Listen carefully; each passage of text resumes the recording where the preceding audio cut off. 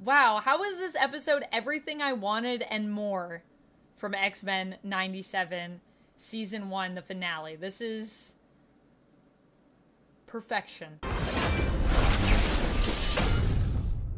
So when it comes to X-Men 97, we have had quite a roller coaster of a journey, I would say. I feel like we've been all over the place. I feel like we've seen stuff that moved really fast, and at the same time, we've also seen some stuff that it felt kind of disjointed. But this episode, I think, had some of the perfect flow. Now, before we get into this, obviously, I'm just going to say major spoiler warning, because I am going to be getting into the nitty-gritty, into the spoilery stuff. I appropriately dressed up as the Phoenix today. This is my swimsuit special Phoenix look. I usually also wear a sun hat, but the sun hat feels like it's a bit much when I'm on video. It's a little more of a vibe when I am taking photos or when I'm like at a con or actually somewhere with the sun. So I'm foregoing that for today, but I do love these sunglasses. They're very like Marvel Girl. They remind me of Marvel Girl's mask a little bit. So, hello. Mainly, though, to start, I want to talk about how the flow here just was flawless. I think there was just so much stuff that was set up prior to this, and so it kind of felt like everything just led into each other really beautifully. Like, there's so much that happens in this episode, but it actually, if anything, felt like short to me. It didn't feel long at all, and there was so much going on. It's crazy, and I'm gonna miss it. I'm gonna be real with you. I'm gonna miss getting to chat X-Men with y'all every single week and do these review videos. I'm definitely going to be doing a season 1 roundup, so come back for that. And I do want to talk more about the X-Men comics. We do have From the Ashes coming up in the comics. And I also just did a video recently about how to kind of get into comics. So if you are new to comics and you do want to get into it and you're finding it a bit intimidating, don't worry, I got you. We did a video on that. When it comes to comics, that video is there for you if you would like to use it as a resource. And yes, no, you're not alone. I too was intimidated by comics, so we're in good company with each other, I like to think. But that being said, I feel like there's just so much here that is going to bring people into the world of comics and to the world of the X-Men, because it doesn't end at the flawless flow that we have in the episode and that we've kind of found through this season. It hasn't always been perfect. No, it certainly hasn't. But when it is, when everything really does sync up, it really does shine. And a lot of that also has to do with these characters and the way that they're portrayed. I think we get some really amazing fight moments in this episode. We get a lot of cool... everyone basically gets something cool to do, and I love that. I mean, I want the X-Men to look cool. I think the other thing is that it's just very clear that people that worked on this show really understand like what we want to see with superheroes and what we love about them. And I definitely think looking cool is a big part of it. Looking cool in spandex.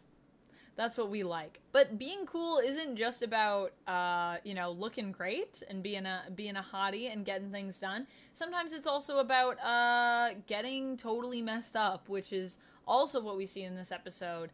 The cool thing is that while everyone does get a really great moment, we also get to feel the concern for a lot of characters. We get to feel people be brutalized in some cases. Cable, for example, when fighting Bastion, ends up getting his arm taken off, and then he is attacked with his arm, with his own arm. That was hard to watch. That was brutal, man. That was brutal. And then the point where we also have to deal with, these are characters we could lose. I mean, when Bastion came up to space on Asteroid M, last episode, I was watching this and I was like, you know what? We're safe. I was worried about Nightcrawler because in the comics, Nightcrawler is killed by Bastion, but I thought, they're in separate places. It'll be fine. It's fine. And then they brought them into the same place, and I was like, oh no, not the elf. Oh, I can't deal with it. And I know that, even in the comic book world, a lot of the times, death is not something that is permanent, so you don't have to be too scared, because if a character is popular enough, they'll probably come back in some way, in some fashion, at some point. But even knowing that, I was like, one death was enough for me. I lost Gambit. I can accept that, but if I lose Nightcrawler in this episode, I don't know what I'm gonna do. I'm gonna, break down and cry. I would have been so sad. So I was really glad that Nightcrawler was safe, but the thing is that all of these stakes felt real because of the way that the battles unfolded. Including, when Jean and Scott even come to say goodbye in an astral projection to Cable and psionically reach out to him to just say, we might not make it when Asteroid M is falling. Also, speaking of Asteroid M falling, man, that is just a classic human plan, isn't it? Oh, that was a classic human plan. With Asteroid M, of course, the humans are like, how do we deal with this? The mutants, everything's going crazy up there. I know. We'll shoot it down. And I guess they didn't think about what will it fall on top of. I don't know. Just New York City, it looks like. I feel like so poorly thought out. Also, Asteroid M at this point, Magneto's base is so massive that it's like, this would be catastrophic to not just New York City, but possibly the entire world. So they really did not think that plot through. It was just also a classic human plot, though, because of course the X-Men have to come in and save the day. And literally, it's like the... oh my goodness. It's like, there was a meme that I heard about that's from Fallout, where there's a guy that like puts a stick in his bicycle tires, like in his spokes, and then falls over, and then it's like, gosh, the synths, why would they do this? It's exactly what humans and mutants are like here, except in this case, the humans are like, why would the mutants do this to us? And I'm like, y'all just did that to yourself. But of course, the mutants are there to help try to save the day. And it works out in the end, but not in the way that I expected.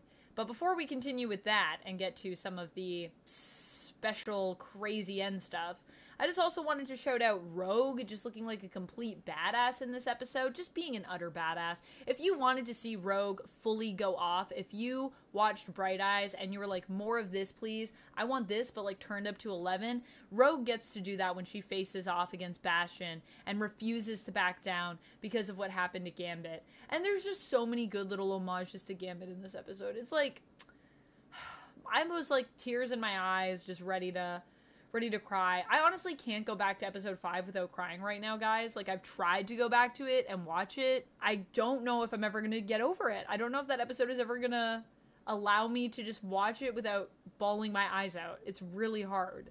So, even just a little callback to Gambit is like, oh, my heart. And speaking of Rogue facing off against Bastion, Bastion was also fantastic in this episode. Bastion is a total transformation. He just gets all of the cool looks from the comics. He had his little pink triangle vibe. He went final form. He got his wings and everything.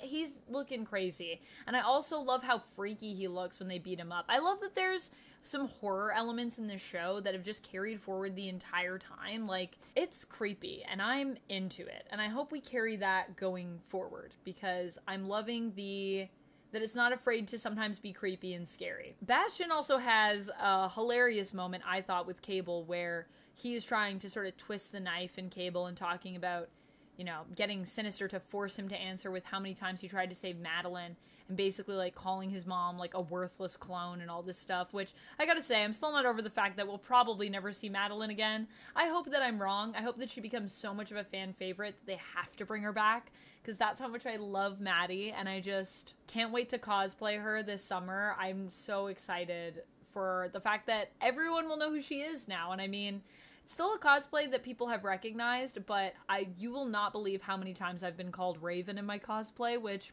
respect. Raven is awesome, and there are elements of that look that are kind of Raven-esque, but I feel like now everyone's gonna know who Madeline Pryor is. So I think it's really sad that just as everyone's going to get to know who she is, she's like perma-dead in the show. But as Bastion is twisting that knife and is basically, saying, how many times do you have to do this? Cable's like, I had to try to save her 200. Cable just throws it right back at him and he's like, well, how's your mom doing? Basically. And the clap back was so perfect, Cable. I just was like, wow. That is Cable. That is 100% what Cable would do. Fortunately, while Cable is kind of in this perilous place where he's being held by Sinister, who's controlling him early on in the episode, Jean, seemingly having died in the last episode, was what it seemed like happened. She does not die because she gets brought back to life by the Phoenix Force, who does return momentarily to revive Jean. She gets some of that Phoenix power to mess with Sinister and basically take away all of his mutant DNA that he's used to hype himself up and turns him into a shriveled old man. It was pretty crazy to see. The Phoenix, though, is here for like a second and then is gone, which did feel a little Deus Ex Machina to me, but I was kind of cool with it because it did make sense in the context of what's going on here. And, you know, it means Jean doesn't have to die, which thank goodness. Like, can a girl get a break? Thank goodness. Thank you, Phoenix. But the amazing moments don't end there. Not only do we get to see Rogue go off, we get to see Jean, you know, go Phoenix. Do we get to see Cable being the master of sass? But we also get to see Sunspot finally become Sunspot. Roberto, Bobby goes full Sunspot, and I love it. I loved it. I thought it was so cool. I cannot wait to see more of his journey as he becomes more and more powerful. And I hope that a lot of Sunspot fans out there enjoyed that moment. I know a lot of people have been mixed on how Roberto has been portrayed in the show in terms of what he's gotten to do as a character, but I will say I really love that moment, and I thought it was super cool to see him come kind of full circle for this season. It was cute. And while everyone is giving all that they have to try to take down Bastion, I do have to say I think the way that we dealt with him and the way we handled him as a villain in this show was really cool.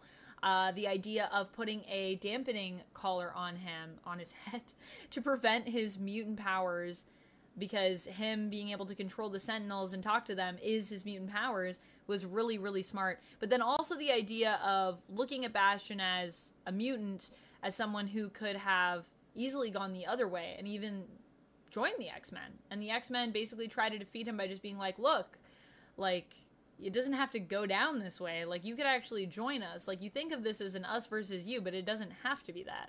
Like, we could all work together, and this is, like, inevitable, so we don't want to destroy anyone. Why don't we just, like, work together, Bastion? And Bastion's like, I'd rather die than join you. And I was like, wow. That's how much Bastion hates mutants. That's also kind of, in a way, how much Bastion hates himself, like his own origin, which I thought was fascinating. We also get this amazing stuff that we dive into with Magneto and Charles, and them being in Magneto's mind, and Charles just being like, bro, I got you, like, we are family, and that doesn't mean that we always have to be on the same page. Being family doesn't mean being the same. It just means, like, always being there for people, even if they hurt you, even, like, being hurt by other people, it's because they're in your heart. Like, just that whole thing that they went through. Also, I gotta say, guys, I ship Magneto and Charles so hard after this episode. I mean, I think I always kind of have, but this episode is, like, a lot of it for me. Also, the beginning of this episode totally tricked me. Like, I was like, where are we? Where is this supposed to be? What's going on? And then it's like, oh, we're in Magneto's mind. And I was like, oh, makes sense. I thought this was a flashback. I'm trying to place it, but no, we're just in Magneto's mind. So it's a combination of things. And when it comes to everything that we saw in here, that's not the only detail that I was lingering on. I was lingering on a lot of details. One, there's a ton of Easter eggs in here. I could honestly do a whole other video about all the Easter eggs that I saw just in this episode, because that's how many there are. So I'm just gonna put that out there. I'm not going to mention any here because, like I said, there's just too many, and I know myself, I'm going to go into a rabbit hole, but there are a lot of cool references. And if you would like to see me dive more into references, let me know. Maybe I'll do a video on that, and I can go through and kind of point out some of the biggest Easter eggs that I saw that I thought were cool, and where I think that could be leading us as we go into season 2, because I think there is a lot here. And I think just in terms of the opening credits even, not just with this episode, but I think throughout the show, there's a lot we could examine there and unpack in terms of what the opening credits are trying to tell us in terms of the direction of X-Men 97 overall, as well as season 2, and of course, obviously this season, and just picking out some of the cool stuff that it was foreshadowing. But of course, it's not just Easter eggs. I mean, this is kind of also an Easter egg, but cameos are also here. And I'm not going to mention all of them. I know that we had some cameos in the past. I didn't mention Spider-Man, and people were like, how did you not see? And I'm like, I saw Spider-Man. I just wasn't, I'm more of an X-Men 90s person than I am a Spider-Man 90s person, for one thing. Not that I dislike 90s Spider-Man. I think I've said this in another video, but 60s Spider-Man was my Spider-Man cartoon growing up. I know that's weird, but it is what it is. 90s Spider-Man, though, you're still great. I love you. And I just wanted to shout out a few things. So just know if I don't mention someone or if I don't mention something, it's not that I didn't see it. It's not that I don't love it. I can't, that would be a whole other video. If you want a cameo video, let me know. We could do that. That could be a whole thing. But for this one, I'm just going to shout out quickly Silver Samurai again. Yes, I'm not going to stop talking about Silver Samurai because I love Silver Samurai. Daredevil was here, and I was like, huh, that's so cool. Cloak and Dagger? I wasn't expecting to see Cloak and Dagger, and I loved it. And Wanda, shadowy Wanda, but also Wanda on the board, who is apparently off-world, we find out at the end of this episode, and I was like, what does that mean? Wanda, please. I want to know more. I love Scarlet Witch. And MJ Sweater. Shout out to MJ Sweater. Yeah, I'm not just talking about MJ here. I'm just talking about MJ Sweater. Glad to see it return. The cool thing is that this episode just has so much in it. It's so full, and yet it somehow does not feel rushed. It felt like it flew by, but not in a way where I was like, oh no, there's too much. It felt fun. Like, I want to go back. I want to rewatch it, but I felt like the pacing was just really perfect for this episode for me. Everything that was established in this season of the show was either dealt with in this episode, like wrapped up kinda, or it was something that we got to see become a hint for season 2 and just see like where that's going next. So I think the thing about this ending to season 1 is that, and this isn't easy to do considering all the hype that's been surrounding the show, but I think they really did stick the landing, which also will speak as a testament to all of season 1 as a whole, because sometimes I feel like a story is only as good as its ending. And I know that's reducing a story a lot saying that, but it is true. The last note is so important because it's like the final note, right? It's like what you end on. And I think this show has nailed that by making us feel so satisfied as an audience with all of the things that we kind of thought we were going to, or maybe if there was stuff you didn't see coming, it's like everything was set up so well. So it just felt really satisfying to me the way that it ended. I will say, while a lot of people did get to have their moments, Beast also got to have a really cool moment, which I loved. Someone that didn't get to have a cool moment, I think, was Forge. I mean, he did get to do his speed welding, which was pretty cool, but he didn't, I don't know, this whole season, I feel like he hasn't really gotten like a big, like cool Forge moment. However, it does feel like they're building him up for next season to be doing a lot more with Bishop, who, thank goodness, returns. I was waiting for this Bishop moment. I was waiting for a Bishop episode. And they were like, no, just kidding. He's coming in at the end. So maybe season 2 I'll get my Bishop episode. Maybe I'll get a Bishop and Forge episode, which I would actually be down for. The beginning of their friendship. I'm so excited. And when it comes to the end, there's a lot of stuff this sets up. So before we go, I just want to touch a little bit about where I think we're headed for season 2, some theories, and just things that, you know, came in at the end that I had theories about, or that other people had theories about, that came full circle. So first of all, let's talk about Apocalypse. So I've been saying for the last few episodes now, I feel like Apocalypse is coming. I feel like Apocalypse is coming. And people were like, I don't know. Do you think Apocalypse will come? I don't know. Some people were on the fence. Some people were feeling it with me. Some people were saying we're going to go full AOA, Age of Apocalypse, for those that don't know. And we did get Apocalypse, but we got Apocalypse in Ancient Egypt as En-Sabah-Nur. Very cool. I might have to do a little short on that just to talk about the how cool that is, that's where we're at.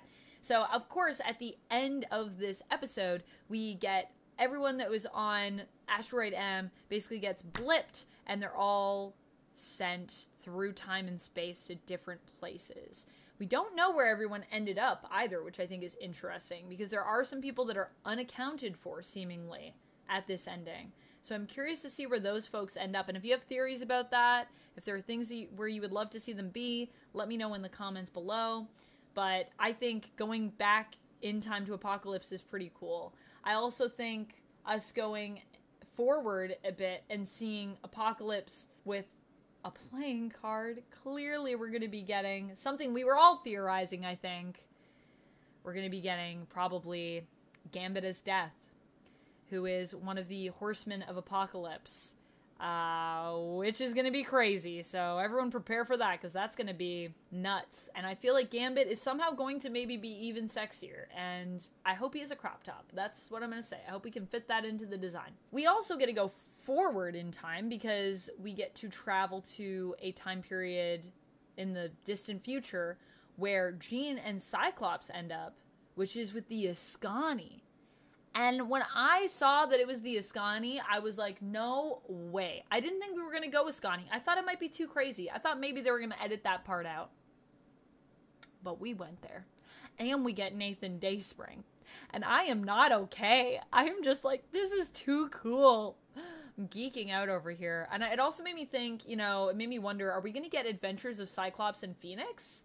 Because, you know, the Ascani are the ones that kind of set them on that adventure, and they are with, I believe, Nathan when that happens, and I don't know. I don't know if we're going to get any references to that, but I think that would be really cool, and I'd be very curious to see what they do with it in X-Men 97.